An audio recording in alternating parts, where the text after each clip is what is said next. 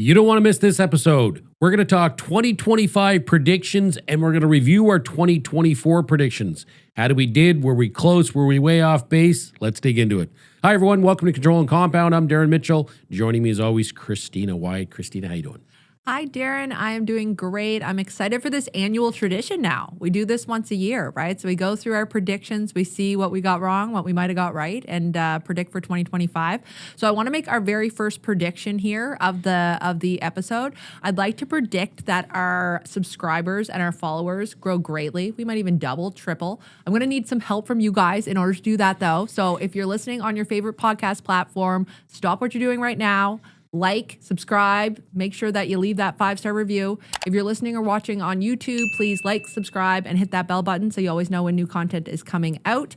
We appreciate you all and appreciate you even more if you hit that subscribe button. She's serious. You don't want to mess with Christina. All right, Christina, let's dive in. So where are we going to start? We always talk about Bank of Canada rates and cuts. Let's start there. Yep. So last year we predicted that the Bank of Canada would cut rates by 75 to 100 basis points by the end of 2024 with a full 2% drop expected by 2025. It's kind of what we said. So this one was close. In 2024, Bank of Canada, they implemented a series of interest rate cuts that we saw. We totaled 175 basis points by the end of the year. So we reduced the policy rate from 5% to 3.25%. Now that easing cycle began in June. There was 5 consecutive rate reductions, with the most recent just back on December 11th with that 50 basis point reduction. So a little bit off. My prediction for this year is that we are going to continue seeing that rate reduction. It is going to be a little bit more gradual. I don't think it's going to be as aggressive. So for this year, I think we will drop 75 basis points and we're going to land at a 2.5% Bank of Canada rate by the end of this 2025. So that's kind of what I'm thinking based on what we're seeing for inflation numbers, what the economy is looking like, which we're going to dig into more. But that's my prediction for the Bank of Canada rate. All right, pretty close on that one. Okay, Not too far. I like being close. Okay, next we're going to talk about GDP growth and whether there's going to be a recession or not. We predicted last year that we would have in the first half of 2024 a slight recession, 2 quarters of negative GDP growth. We slightly avoided that recession, so we didn't technically get into recession, but some sectors really saw a slowdown. So, one comment here, without the influx of all the new people into Canada, we would have been in a recession. As new people come in, they increase our GDP.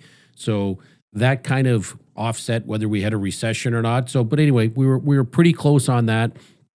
2025, we're not expecting massive growth in Canada. 1.5% GDP growth. Easing of interest rates are going to help that. We could see a removal of a carbon tax. We could see, but we could also see some global trade issues. Trump tariffs are a bit of an unknown, and we're going to have an election in 2025 in Canada. So who knows with an election, Christina? Often, based upon past experience with elections, the government of the day could decide to open their wallets even more and start giving away a bunch of money, doing a bunch of programs to try to buy votes. And that spending can increase GDP. It's going to devastate us long term, but in the short term, it could increase GDP. So we're expecting around 1.5% GDP growth. All right. So going on to inflation, we predicted that inflation would stay around 3 to 4%. Surprisingly, Canada's inflation rate dropped to 1.9% at the end of the year. So we were a bit off on this one. So this was unexpected, as factors like, carbon tax, our weak Canadian dollar was expected to keep inflation higher. But the drop did come with the easing of consumer prices and those Bank of Canada rate cuts, right? So we saw inflation go down. Now, for my 2025 prediction, actually going back to inflation, sorry, just because it's saying 1.9%, obviously Canadians aren't feeling that 1.9%. We saw rent rates come up close to 8%. We saw groceries still increase. So yes, inflation was at 1.9, but Canadians still felt that inflation over 2024. For 2025, I'm thinking it's going to hover around 2 to 3%. I don't think we're going to see any major changes. We've got rate cuts that are still continuing to come. We're thinking now food and housing costs are definitely still going to stay up. We're not going to see that's going to remain elevated. We're not going to see those drop. But they're going to look at things like the Bank of Canada, and if they're going to be cutting those rates, they're going to be looking at consumer spending. So with lower interest rates do come more spending, which is going to boost that economic growth and influence the inflation dynamics, right? So I'm thinking 2 to 3% overall, which could keep those Bank of Canada rate cuts coming, which is where we've seen them come from to date. Good. Yeah, my only comment on inflation is everyone has their own inflation rate, right? Like we talk about what the government's inflation rate says it is, right? I don't like their basket of goods and how they substitute.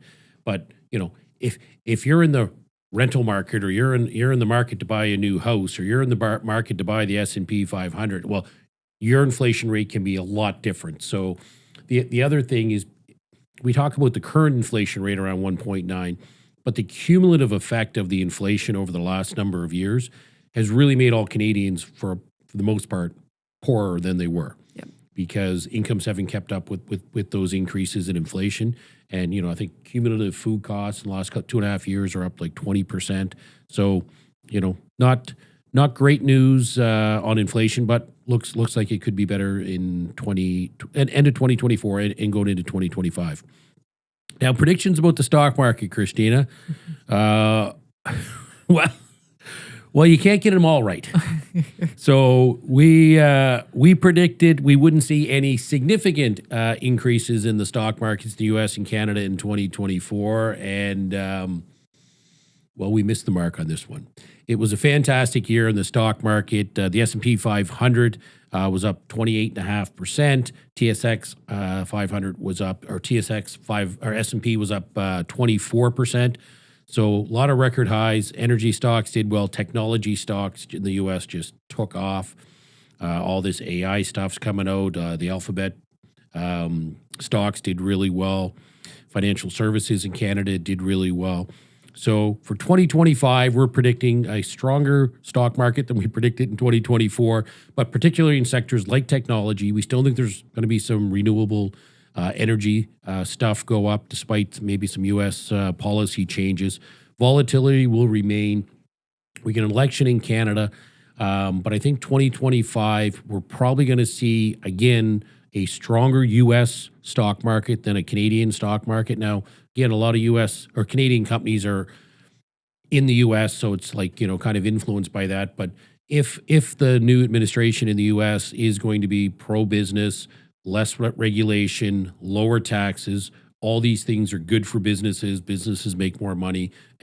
The future outlook looks better, and stock prices will go up. So we're expecting a pretty good year in the U.S. and a modest year in Canada, but should be going up this year. Well, we can't get them all right, Darren. Well, it's like the casino, right? You go to the casino, every now and again, you know, your number comes up. And I think that's kind of like the stock market. I do look like it as a casino that sometimes you win, sometimes you lose. It was a winning year last year. So moving into the housing market. So we did predict that housing would stay flat for 2024. It might increase once the Bank of Canada cut their rates. And we also foresaw that there was going to be some good sales on pre-construction assignment. So we were right on this one. So this one's a good. Housing prices stayed relatively stable with activity picking up after the rate cuts like we thought. We did see assignment sales increase as financing challenges forced some buyers to end up selling, as we thought might happen.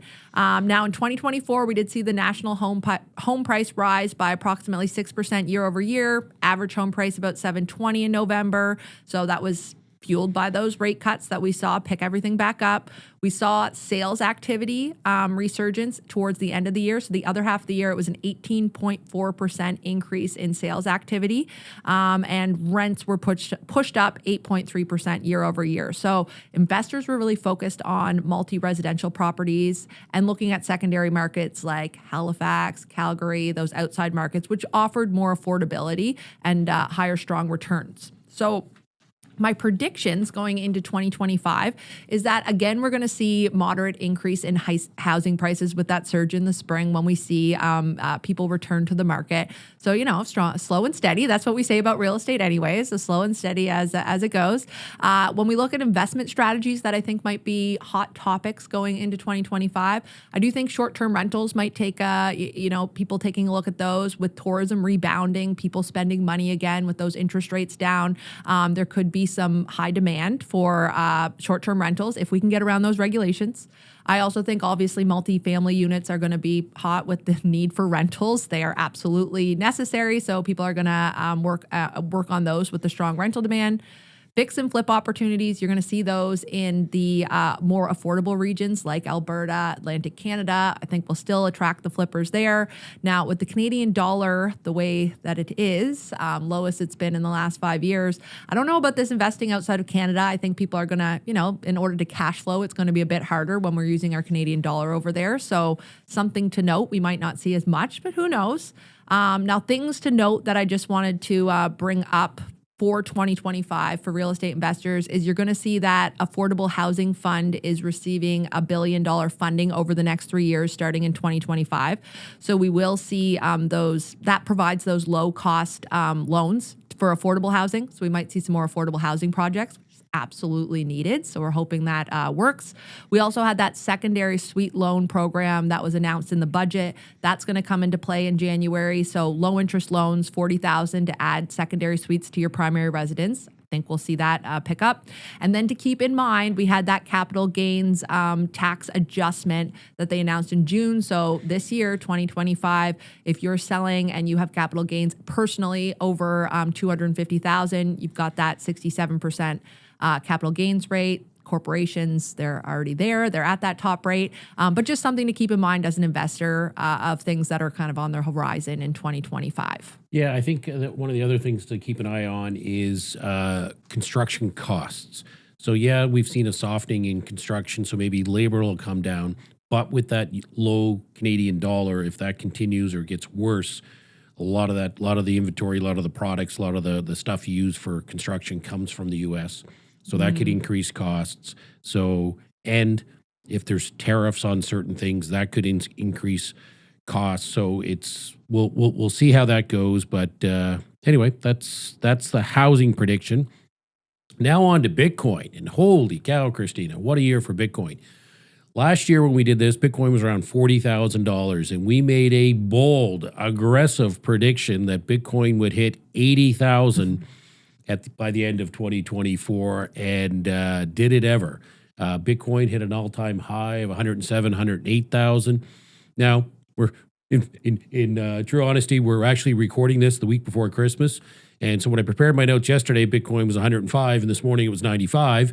But let's say around that 100,000, depending upon when you're listening to this episode, really spurred on. That EFT was a big deal. We had the halving. We had some companies putting it on their balance sheet. And we just, everywhere you look, Bitcoin's in the news now. It's becoming mainstream, right? You're hearing it on the news, the regular news broadcasts. The business networks are always talking about Bitcoin every day. It's got to that $2 trillion asset where big corporations and big financial institutions now can look at it, where before, it wasn't big enough for them to buy, and now it is. 2025, I think, is going to be another super year for Bitcoin. Really, a lot's going to depend on the Trump administration. They got elected and caused a really big spike there at the end of 2024 based upon being pro-crypto. Their nominees were pro-crypto, pro-Bitcoin. Trump said never sell your Bitcoin. And they hinted at this strategic reserve where the U.S. government would actually buy Bitcoin. If that happens, all bets are off. Because if the U.S. gets into a strategic reserve position, then I think a lot of other countries will follow. Could happen two ways. It could be an executive order, and that's going to be the smaller impact. Trump could have an executive order saying we're not going to sell the Bitcoin we have now. Maybe we're going to buy a little bit more. But really, they need legislation passed to get into a big-time strategic reserve.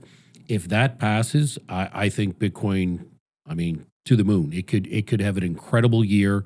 So it's all kind of dependent upon, not all dependent, but dependent on that. I think we're going to see pension funds start allocating 1% to 2% of it. We might see some more, or I think we will see some more corporations put it on their balance sheet. Microsoft voted against putting it on their balance sheet in December. Amazon's got a shareholder meeting coming up in the new year where that's on the table too for shareholders to vote, saying should Amazon put some of its cash reserves into Bitcoin. So I think we'll see more companies do that. But really, I think 2025 could be another great year for Bitcoin. And we're going to make another bold prediction after making a prediction of doubling last year. We're going to make a prediction of doubling. We think it's going to hit 200,000 sometime in 2025, whether it bounces up and down, or it will bounce up and down, but it may at some point, we think, hit 200,000 in 2025. We're not Bitcoin experts. We're not telling you to buy it.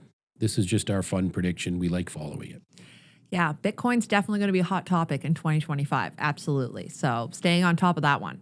The next prediction we made, and I feel like this might have been a bit of a gimme, is we talked about AI and how we'd see AI come, it was going to be a big year for AI with potential job eliminations, things like that, which was absolutely correct. AI adoption definitely exploded right across all industries. We're seeing it more and more. I know myself, I've got ChatGPT on my phone, my computer now. Like it's a regular thing that most people are using daily. So especially administrative tasks,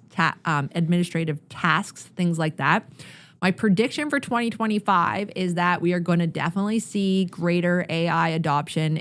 I know ourselves, we're in an AI audit right now to see what we can be doing better for AI. But what I do think is going to happen around AI is we're going to see a bit more government regulation and to address some ethical concerns when we're looking at it. So right now it's kind of all willy-nilly, I guess you might say. You can use it wherever you want. I know we were talking to our AI auditor and he was talking about how you do have to add things for disclosure, stuff like that. I think it's going to become more regulated. We're going to have to add disclosures when we're using AI, stuff like that. So that's my prediction on where I see AI going, not going anywhere, continuing full force, but maybe some more rules around it. Yeah, I think it's interesting. Like, when you have a business our size doing an AI audit, and we're not the only one. There's all kinds of businesses out there. When I talk to other business owners, oh yeah, we're looking at AI for this, we're looking at AI for that. I mean, picture 2 years ago thinking that, Control and Compound's going to implement an AI audit and do all these AI stuff like that. I would have said you're crazy. So the adoption rate is starting to happen, and I think that's going to be exponential, just like the internet adoption kind of started, and then only it was like some people using it. It was kind of this crazy thing, and then all of a sudden everybody in the world uses it. So I think AI adoption is going to be like that, but it's got to be fun, and just the little amount that we've dipped our toe in, it's been really fun to play with. And I think from an efficiency standpoint, even for companies that, you're not going to replace all your employees, and sure, there'll be some companies replace employees, but a lot of small and mid-sized businesses, I almost look at AI almost like Bitcoin, where it's like, listen, you might not be right for it. You might not be ready to go all in, but those are two things you really should learn more about. If the future could be, or the future will be AI, could be Bitcoin, I think those are things we talk about investing in yourself. Invest some time in yourself, or if you're a business owner, see what AI can do for your business. And we're going to share throughout the year our AI implementation from our audit and let you know what we're doing. So pretty excited about that, Christina. So to wrap up, I think we did pretty good. Yeah, I think we did all right. We definitely caught on to some. And I do want to let our listeners know, if you like what you heard today on our predictions and you want to follow along to see if these predictions come true, subscribe so that you can see our monthly update. Because every month we have an update where we go through all of these things. We bring them, we talk about what's going on in the news and things around us. So subscribe for that. Again, I'm going to remind you because you don't want to miss those updates either. Maybe we can use AI to modify this podcast throughout the year as things changes, so we get all the predictions bang on. Well, maybe not. All right. So quick recap. We did really good, I think, on mortgages, housing, Bitcoin, AI.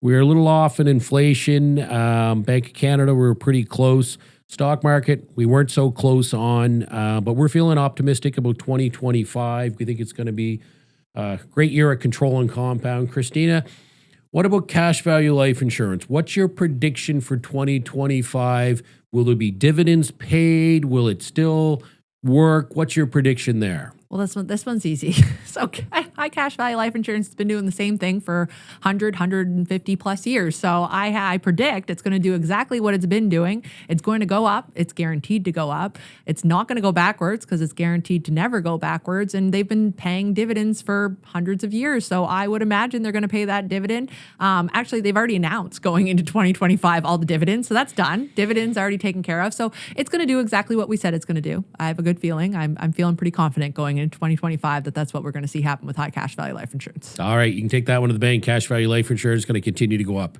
That's our predictions for 2025. Thanks for watching. Thanks for listening. Have an awesome day. Thanks for watching this episode of Control and Compound. Don't forget to subscribe and hit that bell button so you never miss a new episode. And if you're ready to learn more, head to our website, controlandcompound.com. The link's below.